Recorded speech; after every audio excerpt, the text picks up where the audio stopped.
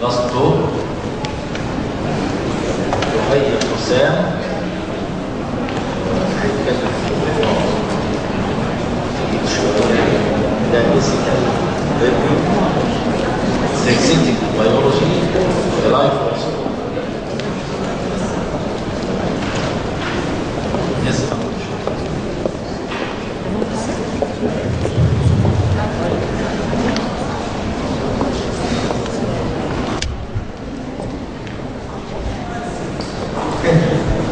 Good afternoon, everyone. Apparently, I'm the only guy to make it at all. Did you realize this? This is Sam. Officially, I'm still an undergraduate student at the Zoology program, Faculty of Science, Cairo University. However, technically, I'm a graduate. Freshly graduated.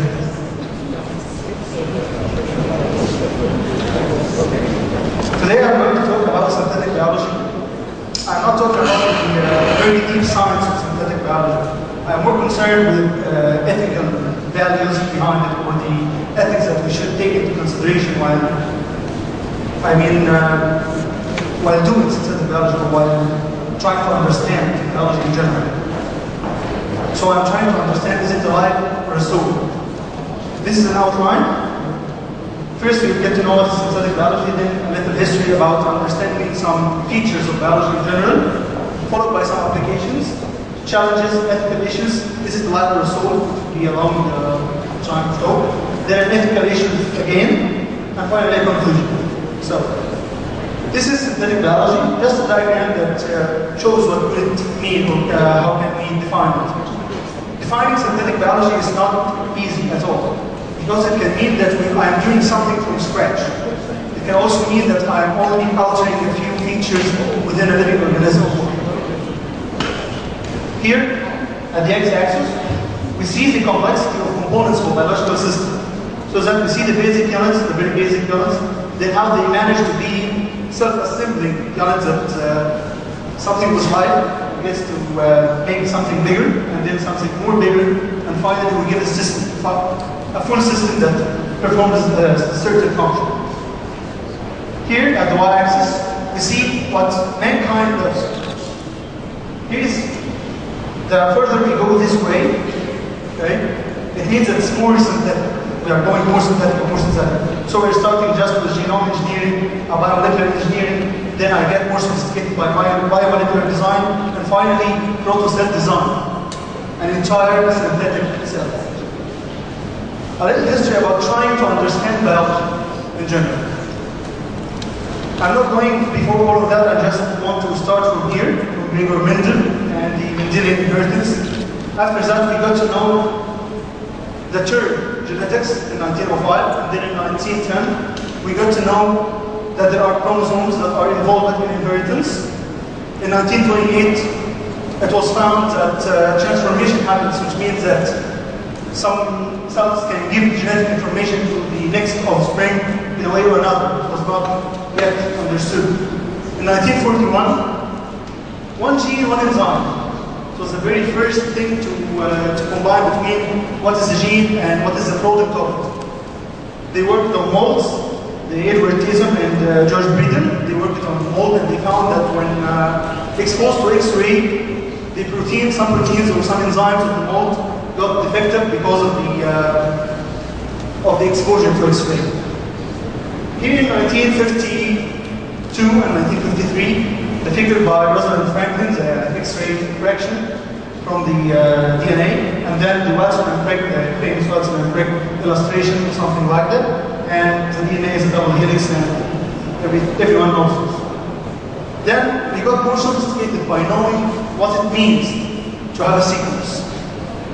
Why should we know it? And then one of the many attempts to sequence DNA that was one of the most successful, the sequencing by dideoxy sequencing, or the termination reaction by Zamalek. Then the PCR, it was the very first imitation, in my opinion, it was the very first imitation of biological system, or of a biological process, which is the replication process. Then, 2003. We have the human genome. We know the sequence of the human genome, and as Bill Clinton said in 2003, that we got to know the language in which God created life. Talking more about history is not something right for now because there's no more history here. We can only see applications. Applications are what drove history, are what give us future in general. Synthetic biology can be applied to something like agriculture.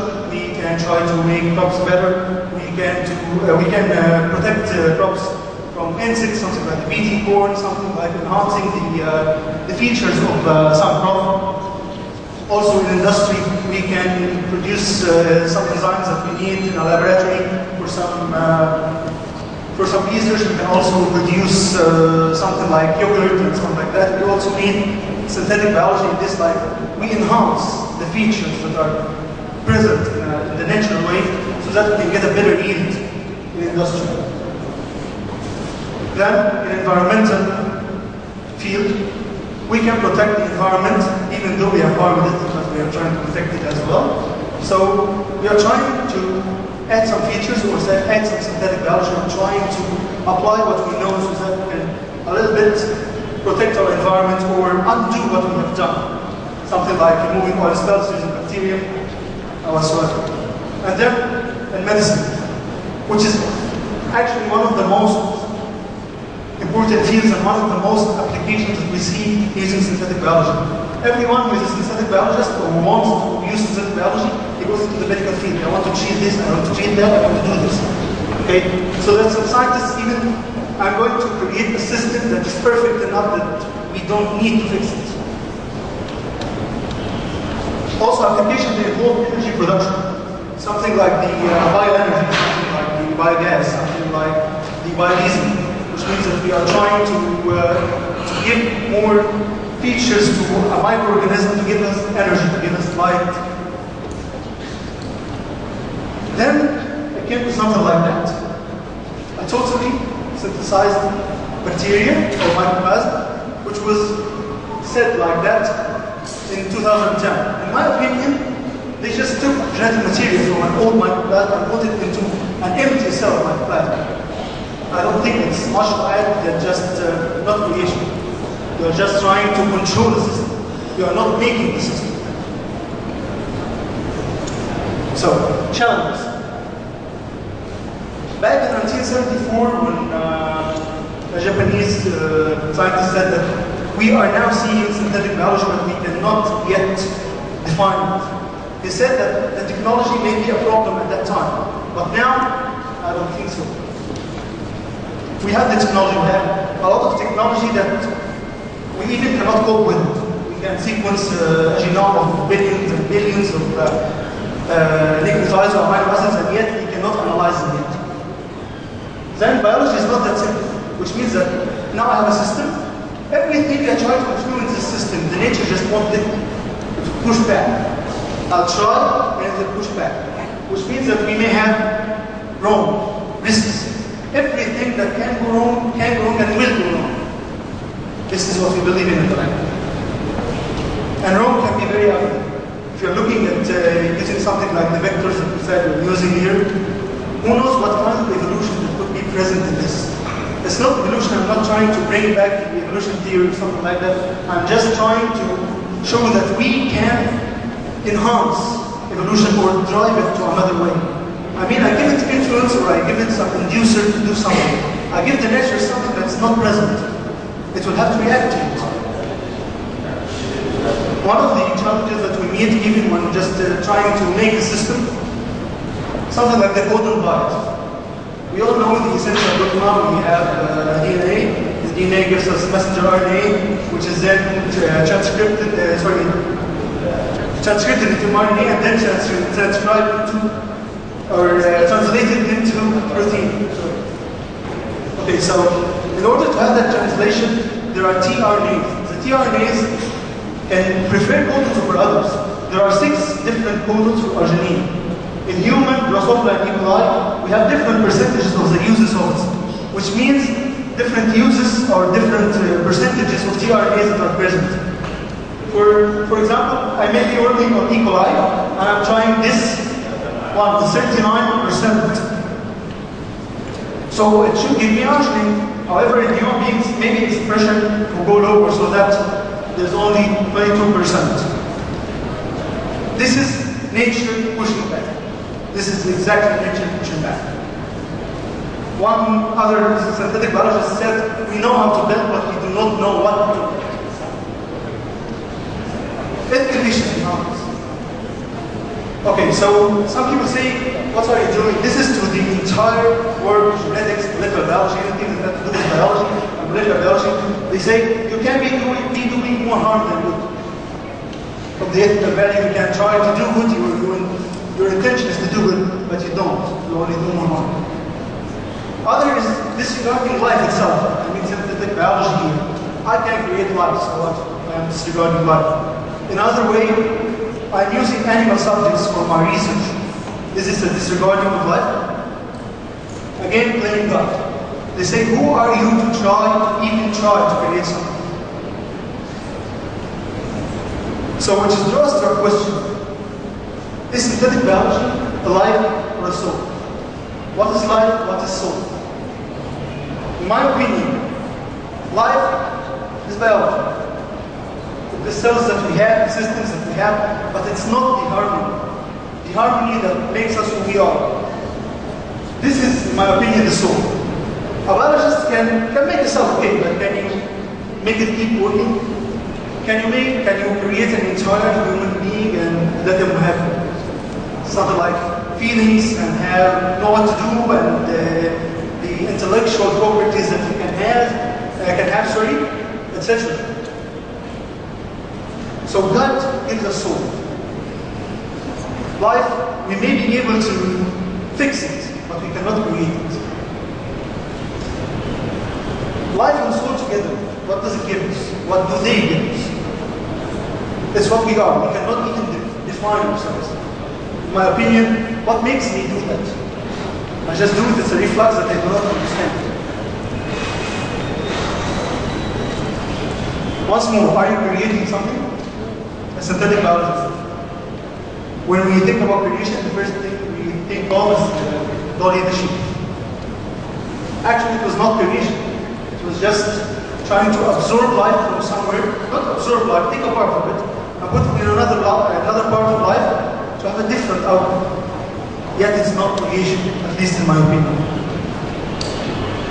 And the most new one, as far as I know, in 2010, Sentience synthetic bacterial mycoplasma that was made in 2010. Which comes to my conclusion. What should the scientists do then? Should I stop just being a synthetic biologist? Richard Feynman said that what I cannot create, I do not understand. He was a physicist, it's fine. But let's just reverse it. I don't understand it, so I should not create it. I should first try to understand what is a biological system, what it means to have a life, what it means to have a soul, and then try to understand the complexity of the system, trying to analyze everything that I can, until I have reached the point that it's a must that I try to do something, yet it won't be creation for me.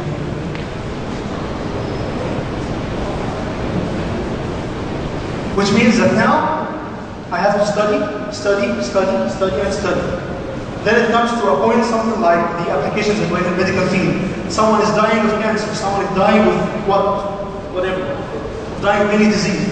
I should fight it, but I should only learn about it, so that I can fight it well and fight it right. In my opinion, everything is so simple. As the Benji said, simplicity is the ultimate sophistication. In my opinion, it's right in front of our eyes, but we cannot see it.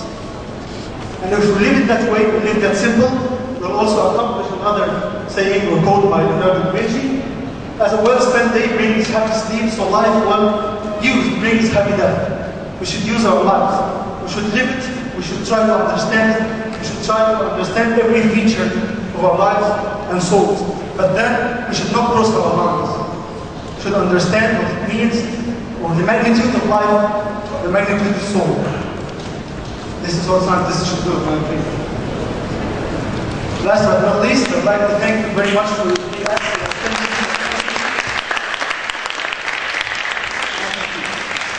Any questions?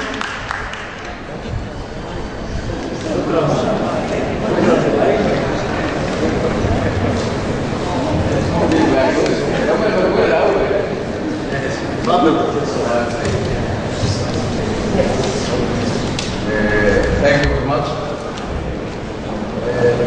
The history in 1835 picture DNA. Sorry? 1953 الصورة جبتها دي. It's 1952 by Rosalind Franklin and 1953 publication by Watson and Gray. برافو عليك. ليه؟ دائما الناس بتشوف يقول لك فصل وفي فصل وكانوا الناس فاكره. لكن ليه طبعا الاصل ده شكل الدي ان ايه او فيري جود كده يعني. طب about this or what do you know about this? Polymerase chain reaction. It's just I'm sorry. Okay, just there's a target that I want to amplify, target of interest. So I just try to unravel.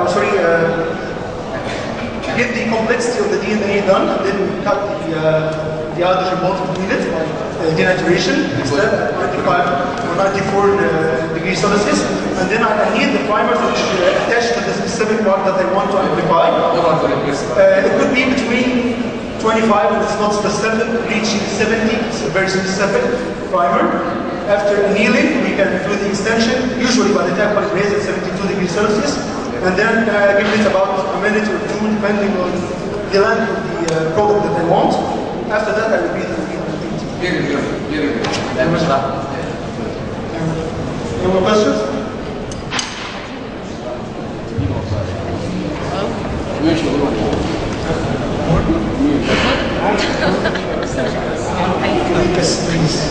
هي الموضوع جميل قوي وتأكيدا على اللي انت قلته الحقيقه انا بس فاهم حاجه مش معرفه كانت لايف في الشغل واحد مره بيتكلم بيقول لك النمله مثلا لما بتموتها هل انا هروح وتطلع؟ لو ما سالتيش In my opinion, yes. هو الراجل قال لا هل الحيوان هل النمله اصلا مفيش حاجه اسمها روح هي دي بقى فكره البيولوجيكال اللي بنتكلم عنها هي بيولوجيكال سيستم عرفت ان حد عمل بكتيريا لما تتموتها تروح تطلع Can I answer this question? بالك فكره يعني انت فعلا انت فكره اللايف Can I answer this question?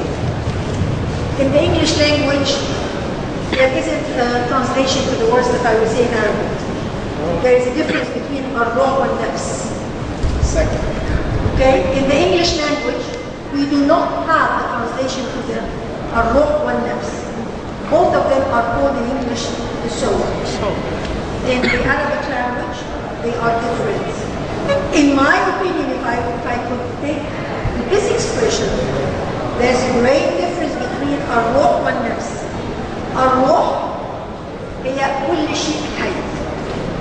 الروح واللايف I'm not going to translate it because it has no translation in English language. Anything that lives فهي لها روح.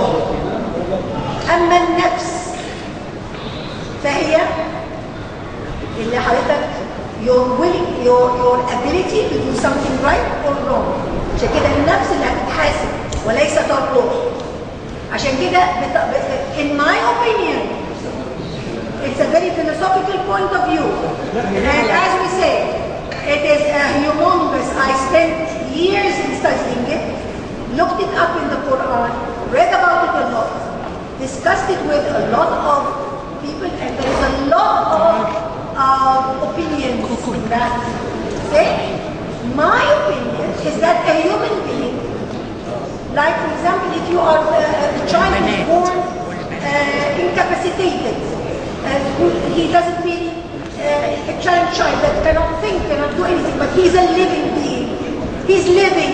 He feels. يعني في فرق بين الهيومن اللي بنتكلم عنه وده صحيح بنتكلم على الاورجنز انا كنت بسال على ايه النمله مثلا حضرتك اكيد لما بتدوس النمله بتحس لا وبتشعر السؤال مثلا بنموت مثلا ناموسه يس في روح بتطلع روح يعني هي دي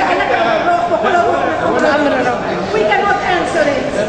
You cannot answer بص it. الدرجه دي الكلام على الهيومن So عن احنا Who will answer it? هو انا باكد الكلام اللي قالوا ان هم عملوا بكتيريا فعلا سنسيتك It's not, they did not create it. They did not create something. بعد اذنكم في البوستر بتاعت صراحه انا سعيده بالولاد دول. هذه هي مصر.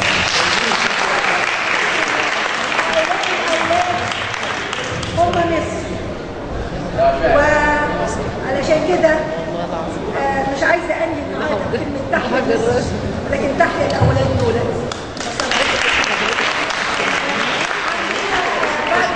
اتفضلوا على الغداء، بس قبل الغداء ممكن تاخدوا اللفه على البوسترز، بس البوسترز قاعده tomorrow قاعده. You can also see it tomorrow if you would like.